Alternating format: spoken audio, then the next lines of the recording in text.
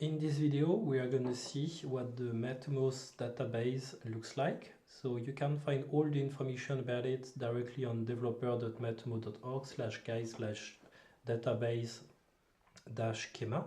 You can click on the button over here, and then you see, in fact, the main tables of the Matomo's database. So the table which is the most popular is the log visit. So as you can see, it's defined by an ID visit, an ID site, an ID visitor, and so on and so forth.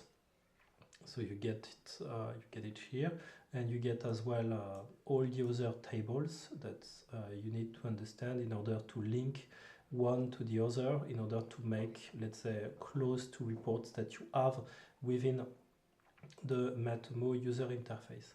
On this page as well, you can get information about the most popular tables.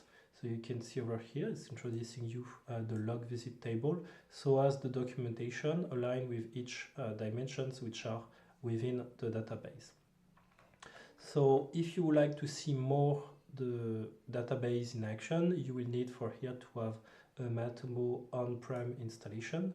And when you have your Matomo on-prem installation, you will see straight away all your different tables with, of course, the different characteristics of each table.